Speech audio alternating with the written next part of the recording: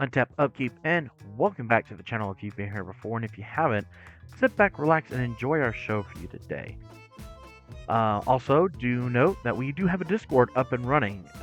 Right now, it's free to join, and I hope to see everybody there. And if you are watching this, go ahead, hit the like, the subscribe button, show me some love, hit the follow button, and join the Discord.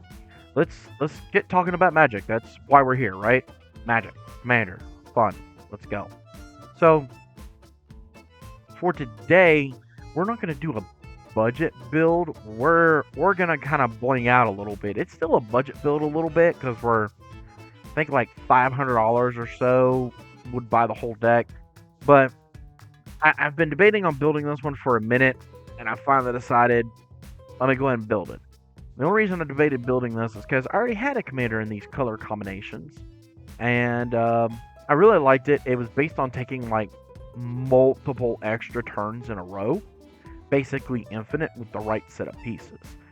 So what we've done now is we have literally converted it into one of our pre-constructed decks that came out almost a year ago. Wow. So let's take a look at what we have done, shall we? So we're going to look at none other than Teval. And I'm going to call this one Teval the Unbalanced scale. So if you don't know Teval, he's one of the precons from Tarkir Dragonstorm. One of my favorite sets right now, by the way. For a generic, a black, and a green, and a blue, we get a legendary Spirit Dragon. That's a 4/4 flying body. That says whenever he attacks, mill 3 cards. Then you may return a land card from your graveyard to the battlefield tapped. Whenever one or more cards leave your graveyard, make a 2/2 black zombie creature token. So you can guess we are kind of a lands tribal deck.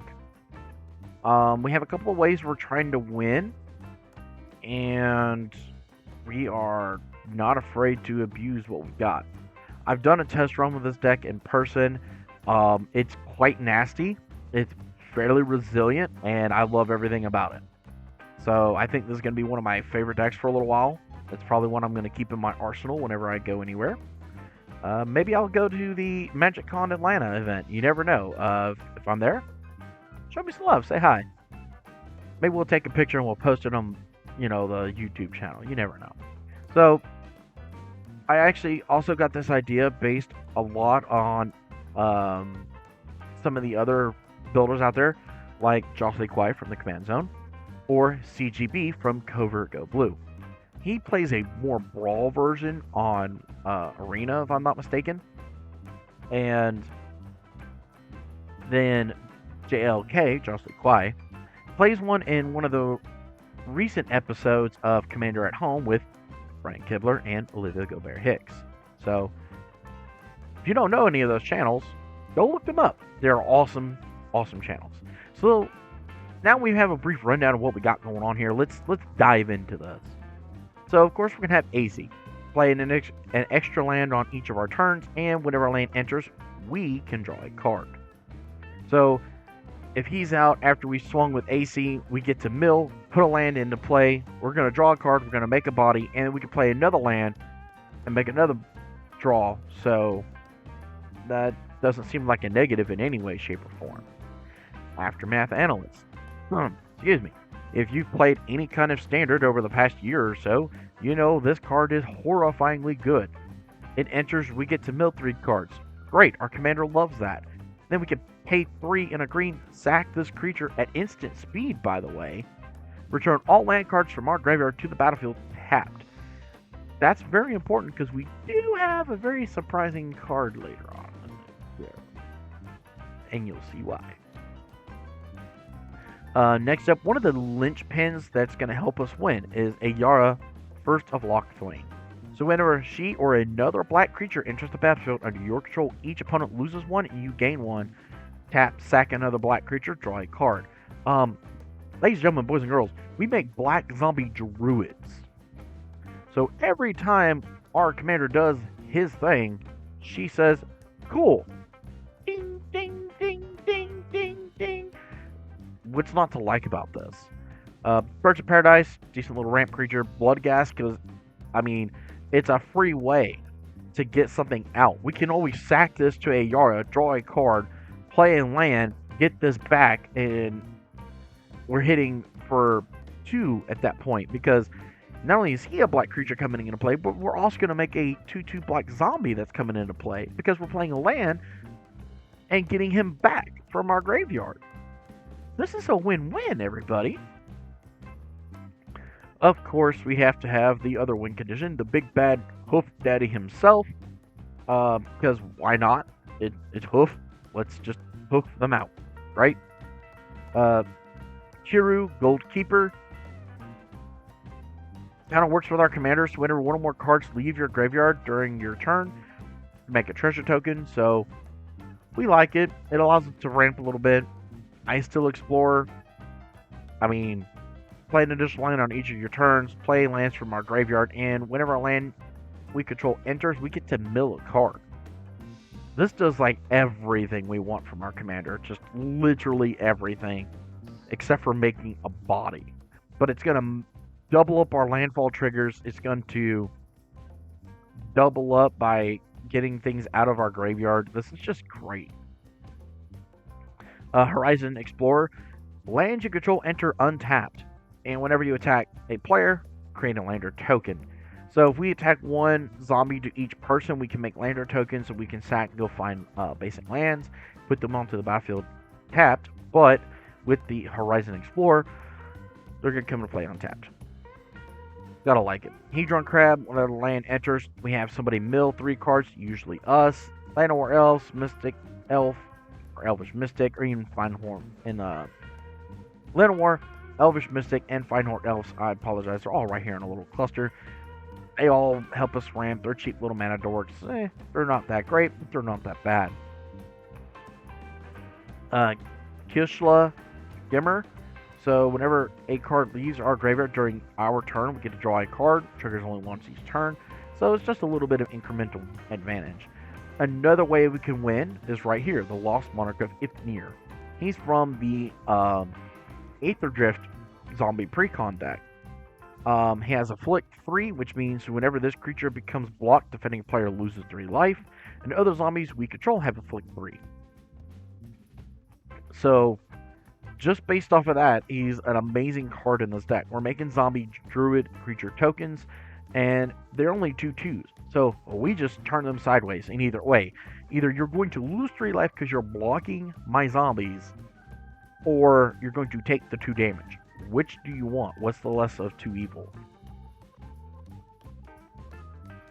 Excuse me. And then he also has another ability. So at the beginning of your second main phase, if a player was dealt combat damage by a zombie this turn, mill 3 cards. Then you may return a creature card from your graveyard to your hand. Oh no! You killed my big bad hoof. And now I have attacked you. And now you've let it go through. And now my hoof is back in my hand. Darn it, don't you just hate when that happens? Hey, yuck.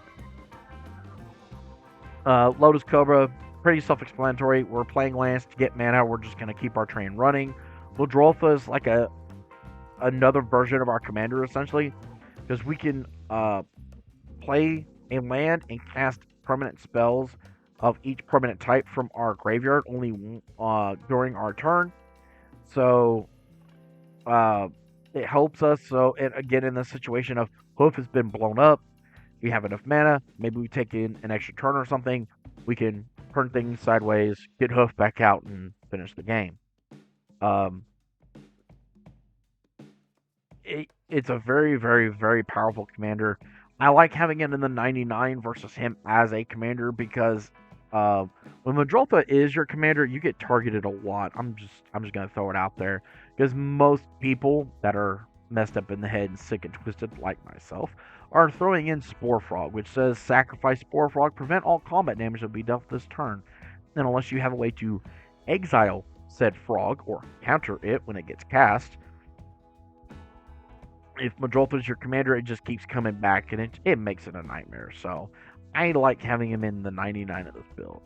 Nissa, kind of the same thing as Lotus Cobra. Every time a land enters, we're going to make a mana. And then if it is the second time that ability is resolved, we're going to flip cards off the top of the deck until we hit an elf or an elemental, and they get added to our hand. So not upset about that either.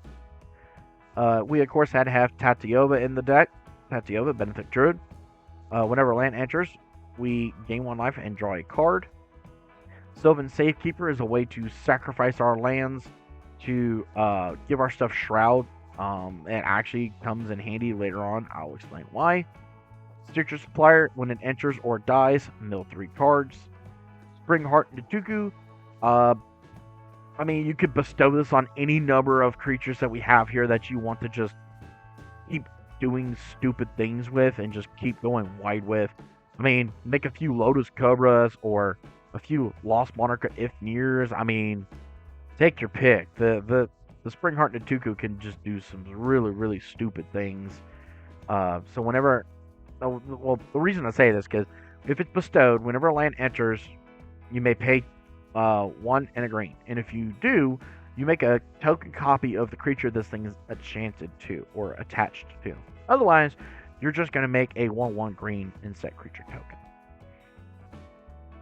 Oh, I know. I heard you like math, so we got you. How about if we do Spring Heart Natuku onto a Scoot Swarm, play a land, and just go bananas?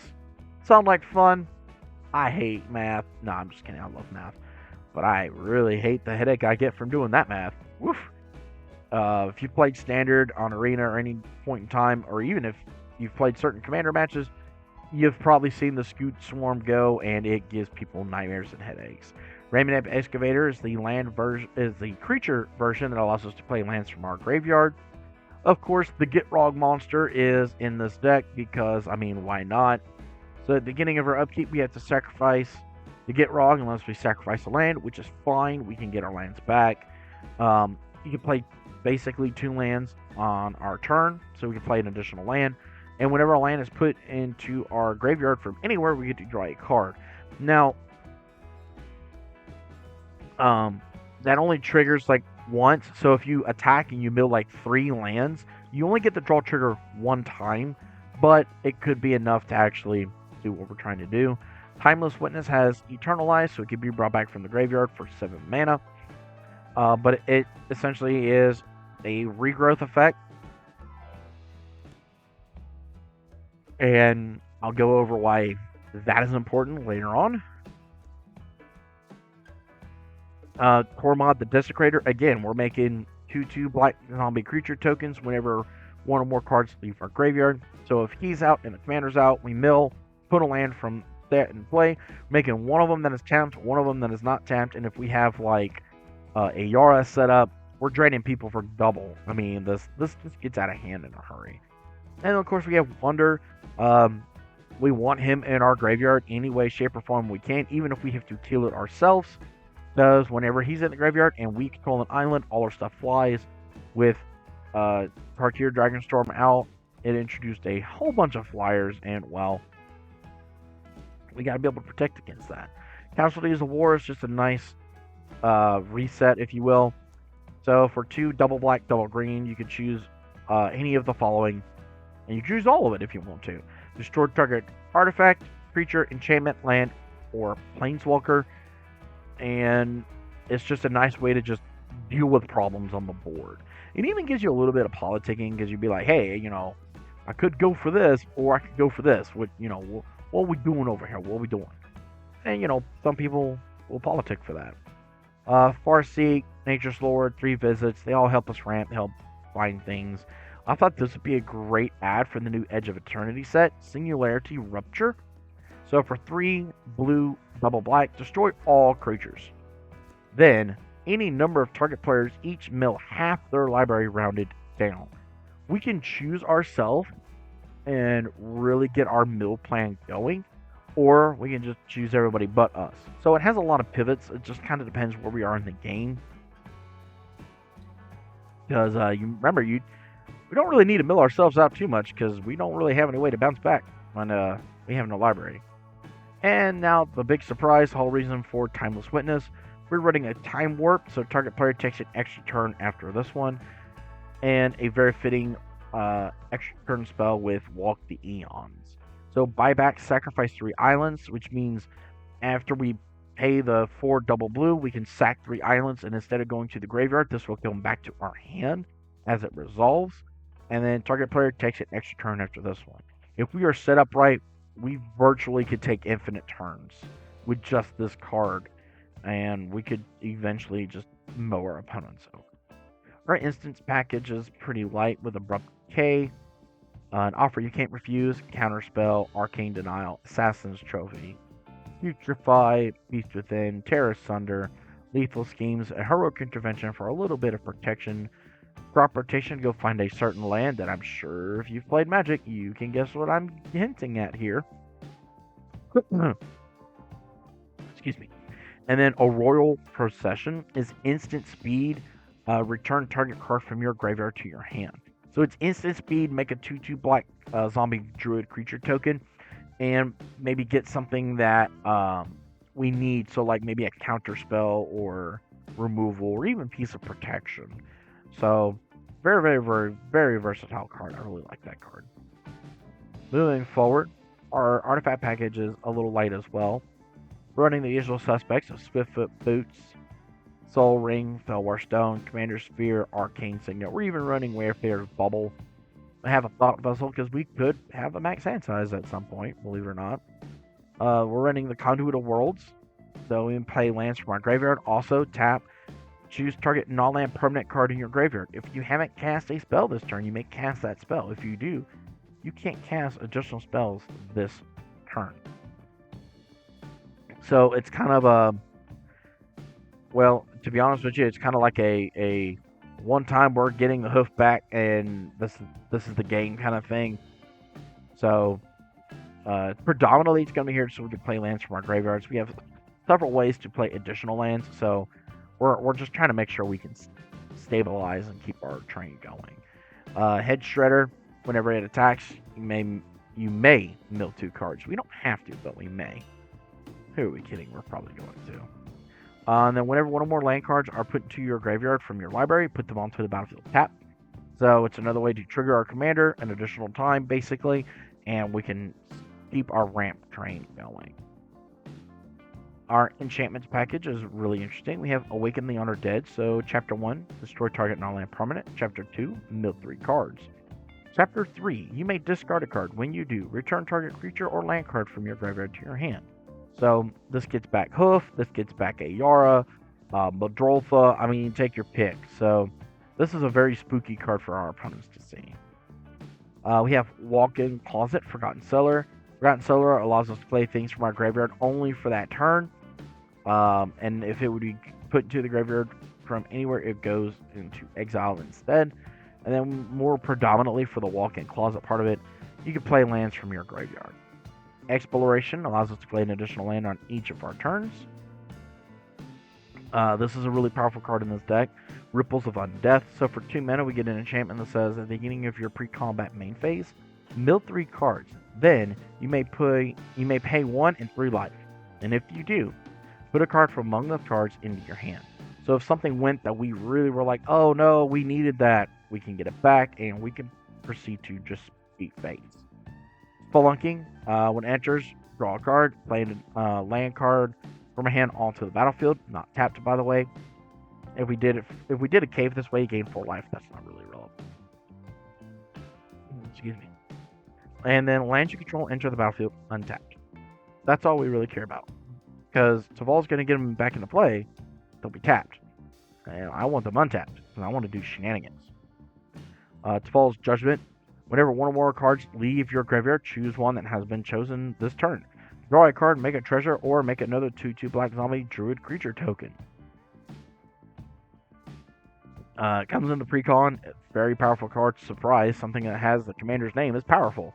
Who didn't know that? Tortured Existence. This was a fairly cheap card back a couple years ago. Thanks to like Hashaton and now Teval and a few other commanders, this card is hanging steady at the $4 to $10 range, depending what new things have popped up that make it spike. I believe just a few weeks ago this was closer to $10. Now it's cooling back down. But for 1 black mana, we get an enchantment that says pay a black. Choose and discard a creature card. Return target creature card from your graveyard to your hand.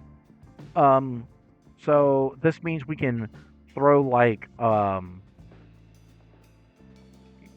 anything we don't really need, like a mana dork, into our graveyard, or maybe we have uh our way to make flyers and we just throw it into the graveyard, and oh no, we have an island, so now we have flyers, and then we're able to get back our hoof or our witness, or take your pick. We have options, and it's a very good piece for the deck.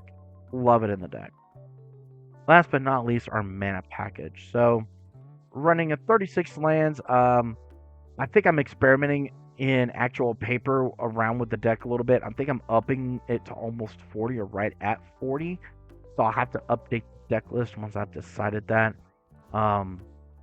Just some pretty good includes here though. I mean, we've got Wanderer's Enclave, Breeding Pool, Broker's Hideout, Man Tower, Evolving Wilds, Exotic Orchard, Field of Ruin. Oh look, surprise! The game changer, Field of the Dead.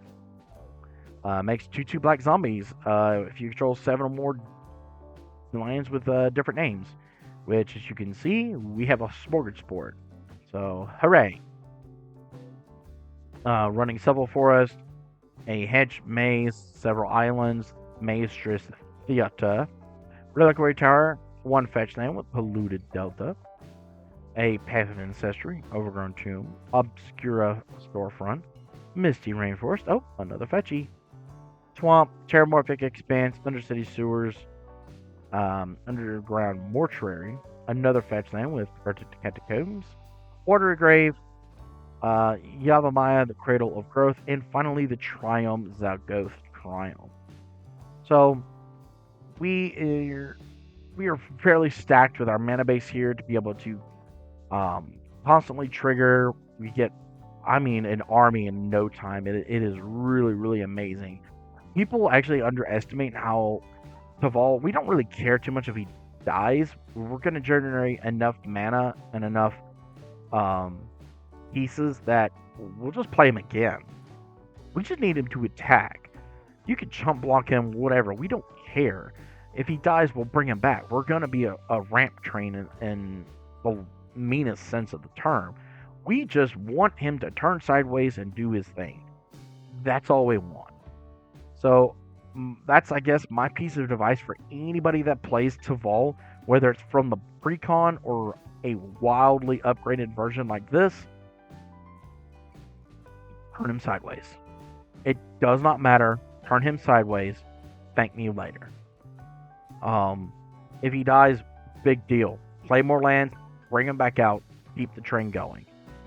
Broker's Hideout, the Theater, and the Storefront, even if they don't have valid targets you may fail to find, at the very least you can still trigger not only the commander, but Tormod, you got Field of Ruin, you got multiple things we're going to trigger from these lands entering the battlefield, even if they are entering tapped. And we're able to gain life at the very least. So we have a little bit of life gain to help sustain us a little bit. And with like Yavimaya, Cradle of Growth, when they come into play, we can actually tap them for a green mana, float them while their ability is on the stack, and just keep going if we have the right setup. So there's a lot of benefit to having those cards in the deck. That's why I actually have several basics in here. We're not like a fully fleshed out like CEDH level kind of mana base or anything, because we actually need some of the basics to be able to keep our lands coming out. And I actually don't want to just brick unless, hey, almost 20 of our basics are out of the deck. What do? Well, we still at least gain life, so you're not killing us that way. So it's a really, really intricate, really fun deck. The mana curve is absolutely beautiful. It goes up, spikes at a 2, and gradually comes down for the most part. I have very, very much enjoyed playing the deck in person. This is a horrible hand, though. That's better. But I've enjoyed playing the deck in person. I think it's a fun deck. I can see why people enjoy it. Oh man, this is a bonkers hand, isn't it? Look at that hand. Oof. Um, but yeah, I do. I do enjoy playing this deck. I think it's a fun deck. I think it does everything we want the deck to do. You can upgrade it further and you can make it way more stronger if you really feel like it, but I don't think you really need to. I mean, as a high bracket 2, low bracket 3 commander, I think it's a fun deck.